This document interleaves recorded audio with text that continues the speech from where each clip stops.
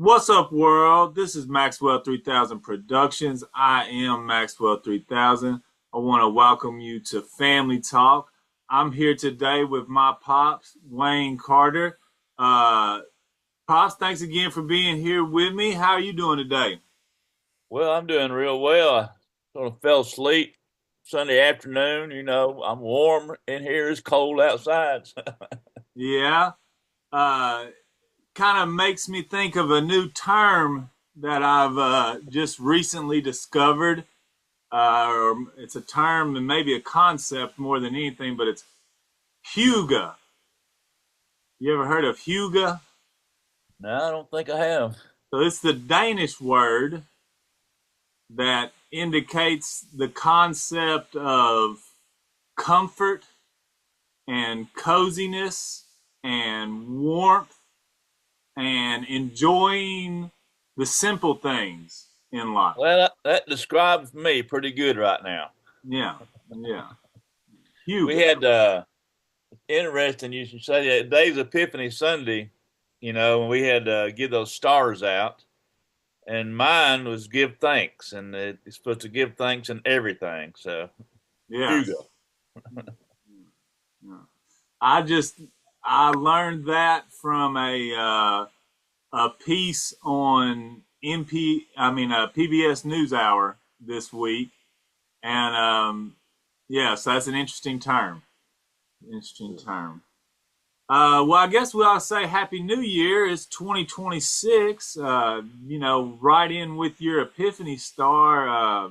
Certainly grateful for a new year and the opportunity to pick up and do this. This is our first episode of the new year. So Happy New Year to you. Yeah, same to you.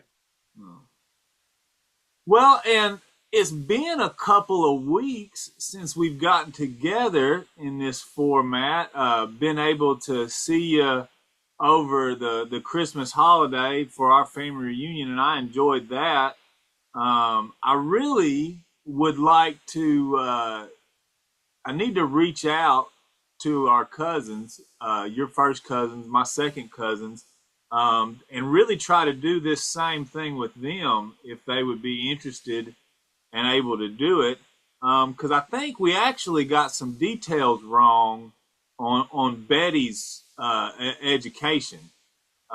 If I heard her correctly, at the reunion, she had some sort of business degree before she had a educate before she got teaching certified as a teacher. I Um, don't know that I knew that. Yeah. I didn't know that at all, but she and Steve and I were sitting there talking, and she mentioned that, and it just made me think of our previous discussion about that, and we knew she was a teacher, but we missed something in that. So I'd really love to Well, do this I with know her. that she, her dad had a, I guess, a side business other than him working in construction. He had a recap tire company there in Murfreesboro. I know she did the books and kept all that for them. But I had no idea she had a degree. Yeah, and apparently she worked in a state some politician's office as an administrator as well, and I do not recall the name. She said the name, and I don't recall. And her daughter worked for Bart Gordon, who was a congressman out of Murfreesboro. Yeah, I Maybe don't not. know. I like I said, I don't recall exactly what Oh, was said. I was kind of a tertiary member of that conversation anyways. So but it feels like there's something we missed there for yeah. sure. um so anyways, um so, kind of per usual, as this little thing has been going on, I kind of got some questions based on our last conversation, and we had really covered a lot. We talked about we went through you graduating high school, your first jobs, your first experience in college, and on into the military and get married and on into the military. So I really kind of want to back up and maybe slow that down a little bit. And I was thinking about this and I wanted to see what you thought. It seems like there may be two conversations or two pathways to look at this conversation that, or at least for me, that I would kind of like to explore. And one is kind of your pathway from high school into over at Middle Tennessee and into your military service, and then how you get back to higher education. And then the other kind of conversation or pathway of conversation is kind of your working career, because you kind of worked on a lot of different things and some major things, and I know there's a lot of stories in there that have benefit that we just missed, you know. What do you think about that? Does that sound about right, or is there something maybe I'm even missing in that? Well, no, I think the fact was, matter. I've always been going to school and working at the same time. So Yeah, yeah, yes, yes. Well, I just know. So we briefly talked about the story about the medicine ball coming down, but then there's also the story. It's headache ball. obviously the wrecking ball. Yeah, I'm sorry, but there's You said also the medicine story. ball. I was thinking about the gym. Yeah, but the other thing that I kind of really remember is it's obviously cold, and Hold on just a second. Lisa, would you call Otis? He's down here playing with the ball. I can't hear him squealing that ball. Go ahead. well, I was just saying that there's some stories we miss on those construction sites, and I just think of the one when it's cold, and you know, Granddad's a foreman or a supervisor, and he comes up and he just rolls down the window just a little bit. So there's just anecdotes and family stories, and probably even some. There's probably some other value and benefits to those stories than we even kind of realize now. And so I kind of wanted to go back and maybe clear some of that up, I guess, Yeah. if that makes sense. And so the main thing, so what year, first starting off, what year did you graduate high school? 1972. 1972. All right. And so did that fall, you know, you talked about how in the past you had worked, and then when kind of get back ready to go back to school and get ready back for football, you would quit work and go back to school, and now that wasn't going to happen. And you went over to middle. Did you go that fall, or did Well, you take? it'd have been late summer. Yeah. Well, I'm saying you registered for that fall. You didn't like take a Right. semester off or anything Yeah. like that. Okay. Yeah. All right. And then from that, I found it very interesting. You said that it really didn't cost that much for you to go to school. And we think about now how you know, people spend a lot of money and even go into a great deal of debt behind going to school. What do you think the reason for that? How has that changed over the years? What's your perspective of that, if you have any? Well, part of it's cost of living. Think about back in the early '70s. You could still get gas for what 29 cents a gallon. A loaf of bread cost maybe 20 cents. So as cost of living has gone up, pretty quickly over the last 40, 50 years. Uh, I think that's a big part of it. Okay. Okay. And I Um, and you know and when I was going to Middle Tennessee, I was living at home, so all I had to really pay for was the tuition and books. yeah. And the state schools, in-state tuition is a lot less. than private tuition and out-of-state tuition. And as you mentioned, if there's anybody watching this, or if the kids ever look at this when they're getting ready to go to school, staying at home versus living on campus is a huge deal that some people don't think about. And Oh I yeah. guess when I was thinking about this, I wonder if there's this idea of, and maybe it's part of this overwhelming or this overarching theme of the American dream, if there's this idea that you're supposed to go off to the university and you're supposed to live on campus and you're supposed to be a full-time student and nothing else and engage in university activity, whether it be formal or extracurricular. And maybe that's why a lot of people end up stacking up a lot of debt, for one reason. And then maybe that's just not a realistic idea of how to finance your education. What do you think about that? I'm just kind of thinking outside the box and was thinking about our conversation and all those different stuff. Well, your description of the ideal college life, I think that is something that maybe upper middle or upper class people could afford. Uh, Certainly nothing that I don't think even now middle class folks could look at realistically. From what I understand the debt is, uh, and I have my bias on how things do, um, but I think I look at you all, you and Rachel and Jessica, having to work your way through school stuff. I think you all appreciated it now more. I know I appreciate mine more because I had to work through it rather than, and there's nothing wrong, with somebody being able to afford to do that. It's just, my bias to, I think that, if you're having to work for it, you're going to do better at it. And it place the value on it more. I would agree with that as well. And I guess maybe I'm stretching a little bit, but I just wonder if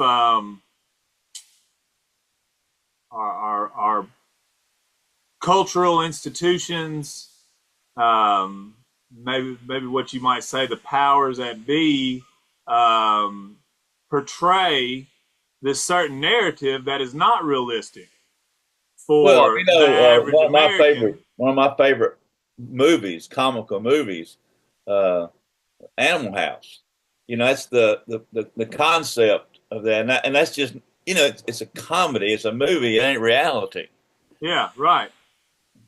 Well, I just, and maybe I'm just something that my generation thinks about more because of this debt thing that a lot of people have got. I wonder if sometimes folks have maybe thought that, hey, it's supposed to be a certain type of way, so I gotta live. So, and I never did this. I mean, I have a little bit of loan debt from my graduate studies. It's not very much into some comparisons of some of my peers. Um, but I just wonder if they felt like, hey, I've got to have this experience, and to do that, I've got to finance to X amount of dollar, and then that's how you get in debt, right? And you Yeah. have this large debt that's looming over your career, even, right? Oh, absolutely, absolutely. Yeah, maybe that's just something I think about more because I am in that Well, it's imminent. generation. It's imminent for you. I mean, you got a couple of kids that's, within a year or two of having to figure that out. Yeah, and well, and that's why I've kind of taken a role, and I appreciate your guidance and my mother's guidance, and I can think about a couple of other folks that kind of really mentored me through my academic experience. But I've had that conversation with them, and they have the benefit of I forget the program. Tennessee Promise, I think, is the lottery program.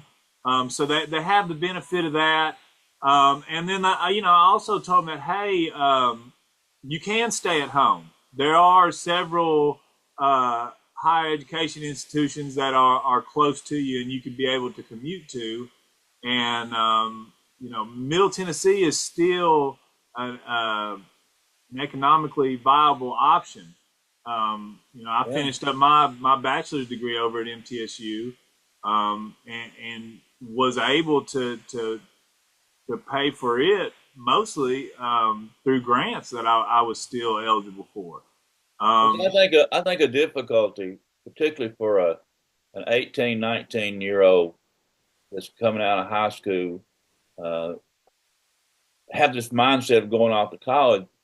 It's also the mindset of leaving home, getting out from under mom and dad, and and candidly, part of the reason I went into the Air Force uh, was I really didn't want to live at home anymore because mom and dad had rules, and if I was going to live there, I had to go by their rules.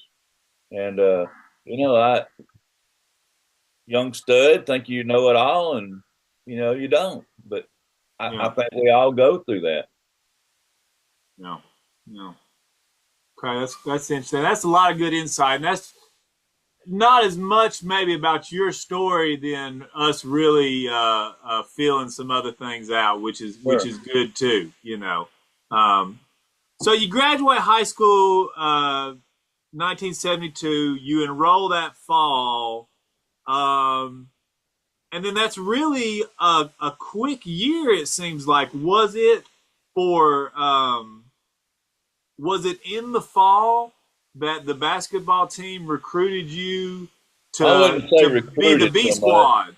You were I don't know recruited that to be I'd the say practice recruited, team. but got an attempt or a an invite to go join, and like I said, it was looking back on it, it was really our function in life. Those two or three of us, plus there was some scholarship, but our function in life was to be the beat up guys for the scholarship guys, and work on the Right. offense for the opposing team, and that kind of thing. And when I say recruited, I'm not saying that you were a blue chip. I'm not saying that, Yeah, but what I mean is they approached you.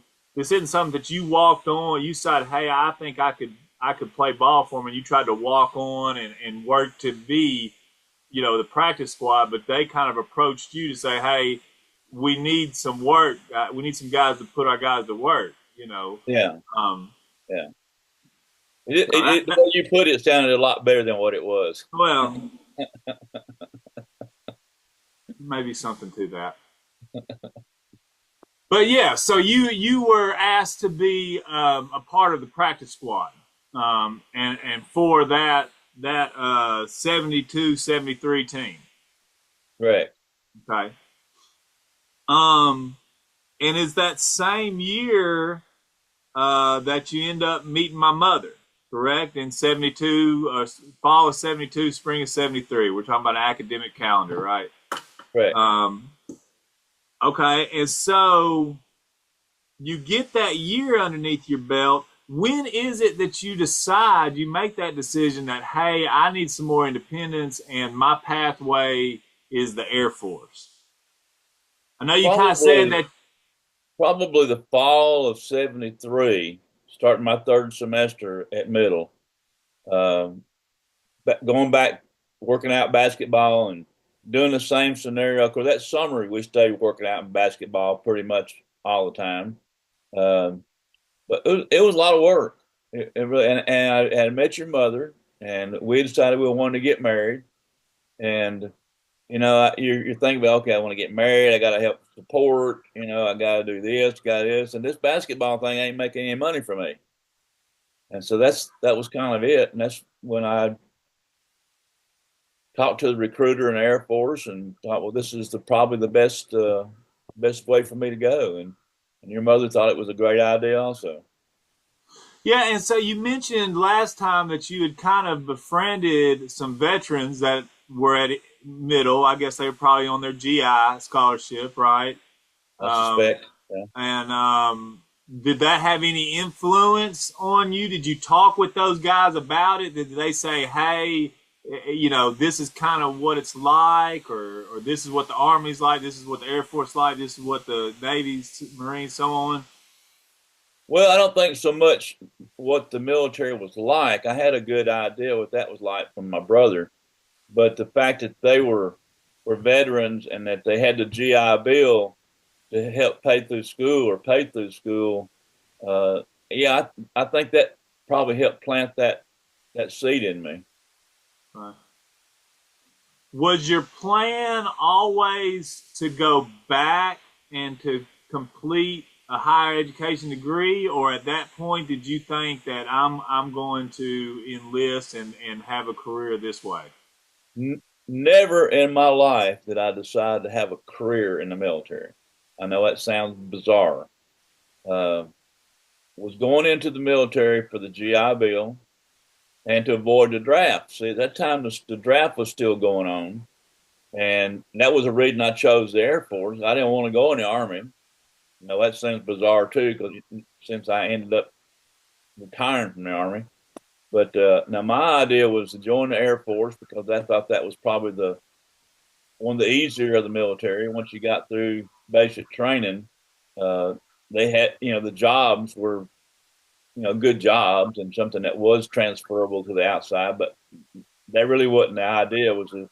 It was to have the GI Bill to finish up. Okay, okay. So, and you did I think you said a deferred enlistment, or Yeah, I enlisted in the fall fall of '73, and didn't go to basic training until January, February '74. So I had like a 2 or 3 month deferred enlistment, which at the time didn't make any difference. I just want to make it through Christmas, be at home, for Christmas before I took off. Um, was a big deal when I decided to retire from the military. That I had that 2 or 3 months extra and in the year of 1973. So I didn't realize that then. My whole purpose for the delayed thing was just to be at home for Christmas. no, no. Did you finish that semester up or in 73? I guess that is. Did Yeah, you were enrolled and you finished that up? yeah. I went in with 3 semesters of college. That's why uh, after I was in the military for about a year, I was able to finish my an associate's degree in 1 semester from Golden Gate University. Okay, Golden Gate University. All right, so tell me, you went to basic early '74, January, February 1974. Uh, Tell me about that experience. Tell me about what it was. What did you go to a bus station where you picked up at the recruiter's office? What does that whole situation look like? Yeah, well, the night before we were sent to basic training, we spent the night in Nashville uh, at I think it was the old James K. Polk Hotel. It was downtown Nashville. It's no longer there. And they put us up there and fed us, and they put us on a bus to go to San Antonio, Texas, is where basic training was for the Air Force. Uh, I kind of had an idea what to expect from my brother, going through basic training. He gave me some great advice. He said, just keep your mouth shut and do what you're told, and don't try to stand out. And that was my mode of operation, and it worked out pretty good. We got through basic training, and I remember it was in the middle of basic training, and I had night watch, and it must have been in March. I think basic training took 8 or 10 weeks, but it was in March. But had a TV in the day room, and I remember watching the NCAA final basketball tournament at night. Because I had night watch, and it's a guy named Lou Alcindor was the big center for UCLA back in those days. He ended up Yeah, being Kareem Abdul-Jabbar. yeah, So I remember that was going on. Uh, but it was what I expected. Up early, physical training, A lot of learning the military skills, the military bearing, the military uniform code of military justice, those kind of things you learn, firing weapons. But again, I had expected that. I was fine, and I was in great shape. I've been playing basketball, so the physical stuff was a piece of cake. Matter of fact, I think I ended up gaining about 10 or 15 pounds in basic training. Everybody else losing weight. Well, I was back playing basketball in great shape and working, and now I'm forced to go to bed at a certain hour, and they're making me eat 3 times a day, and I put on a little weight in basic training. Hmm. Hmm. Well, you feel like that was an overall good experience? I mean, it was hard, it was tough, and I'm sure that you could say, maybe this particular instructor was not a good individual or whatever, and maybe this other instructor was a mentor and things. Is there? You feel like those stories are kind of there, but overall, it was a Yeah, positive experience for you. Max, I am one of the most blessed people you ever met. Looking back at my life, because even during the very difficult times, it wasn't that bad. I mean, I Yeah. had drill instructors, they screamed and yelled. That's what drill instructors do. I knew that. I had a Well, football coach in high school that thought he was Vince Lombardi. It yeah. just wasn't that big deal. Yeah. Well, let me ask you something else. So I know, and you think we talk about football. Um, I had coaches, that were just as hardcore as any daggone movie you ever saw, and would get physical with you as well. And I won't say any names because these guys still got to work today. You know what I mean? But things that they don't, I guarantee you, they don't do those things today. You know, um, was there any of that going on that you maybe not experienced yourself, but maybe witnessed or heard about as far as physical abuse from instructors or hazing from other peers or anything like that? Oh, sure. We Yeah. had some guys that were screw ups, and they caught teetotal hell, and you learn from that.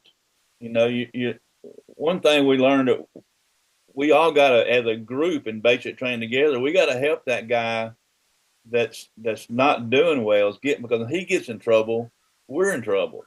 The team thing. So I think the team building was a big deal of that. Uh, and I don't know. I guess it depends on the year. I felt sorry for a couple of guys. I wasn't going to. Obviously, I'm not going to stand up to the drill instructor. I'm going to sit there and keep my mouth shut. But I'm thinking, I'm glad it ain't me. Yeah. Mm-hmm. All right. Well, what about on the other end? Were there any of those guys in basic that you remember, and maybe an instructor or maybe a peer that was more of a mentor or gave you some more personal guidance in that, or was it just kind of keep my head down and get on out of the way? That was it for me in basic. And again, not that the drill instructors had primarily had two. Not that they were not doing their job or not good. It just, I tried not to stand out, and I think I did a pretty good job of not standing out. All right, cool, cool. It So, was sort of like, you think about it, it was a little bit, at least in my mindset, was kind of like doing time in prison. I'm going to do my time. I'm going to do my 4 years, and I got the GI Bill when I get out. So just do your time. and so you're home by in the summer of '74. You come home and you get maybe a month or two, or maybe not even that, couple of weeks. How long do you how? We I got sent from basic training, which is in San Antonio, to Keesler Air Force Base, which is in Biloxi, Mississippi. And because what they had decided they wanted me to do was to be an air traffic controller. And this air traffic control school was at Keesler Air Force Base. And so I had a few days off but we already knew that and had planned on that. Your mother and I got married June the 1st. And so I came home. We got married and went to Keesler Air Force Base. Okay. Okay. Okay. Well, and I'm sorry about this. Back up a little bit. You also mentioned before that you had your first vehicle. When did you get your first vehicle that you were driving around and working on? Uh, Probably the summer of '72. Okay.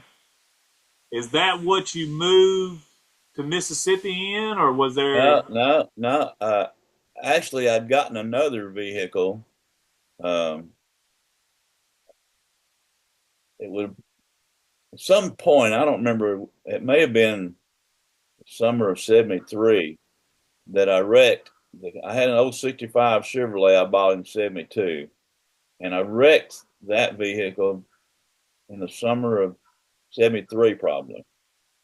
Because I remember I was getting up real early going to work. It's before the sun's up. I've been running around all night and just fell asleep and drove off the side of the road in the ditch and hit a culvert. Didn't busted my nose. Didn't really. But that was before you had to wear seatbelts too. I was probably hit my nose on the steering wheel and ended up leaving it there, hitchhiking on into work, coming home that evening, and Dad helped me get it out. And then I bought a '63 Chevrolet after that. And that's what I had when I married your mother. Okay, so is that kind of the vehicle y'all go to Mississippi in? Yeah. And what's the living situations when you get down there? Are you on the base? Are you off base? What does that look like? We had gotten permission, and your mother had come down there a week or so before, I think, to secure. We had a place off base, and I had permission. You had to get permission to do it. I had to get permission to get married. Uh, but yeah, it was a trailer that was in on the actually on the Gulf. It was an inlet that came in off the Gulf where all the fishermen came in. That's where and it was a little community called D'Iberville, if I remember correctly. You might check with your mother on that one. I think it was D'Iberville, which is part of Biloxi in that area. But yeah, we had a little trailer that I could be at school in 5 minutes when I walked out the door. So it was right there at Keesler. Cool, cool. Well, hey, I think that's probably a good place right there to stop for today. Because, like I said, I want to kind of go back and look at that same little period, couple of years right there in kind of your working career, and maybe focus some more on that construction and the industrial construction experience that you had as well. And then when we kind of move forward, I want to spend some time talking about the school, and your experience in Mississippi. It's kind of a big natural event that occurs during y'all's time down there, right? Yeah, it was. I was talking to I think Archer this week. Somehow it came up. Well, I was talking football, and I said I remember watching the New Orleans Saints play when Archie Manning was quarterback down there because we were stationed there. And we went to see a preseason game, and the only reason we went to see it was because the Jets were playing, and they still had Joe Namath. And I remember that the Saints, a lot of the fans wore bags over their head because they were so bad. Yeah. So you got to see Joe Namath and Archie Manning play? Well, yeah, it was a preseason game, so what I remember was wanting to see Joe Namath, and he maybe played 2 or 3 plays, and they took him out, Yeah. didn't get hurt. Yeah. Cool. Well, all right, man, I really appreciate this again, and I want us to continue this, and I look forward to it. I'll try not to fall asleep next time. All right, cool tools. Well, this has been Family Talk, Maxwell 3000 Productions. I am Maxwell 3000. Peace and love.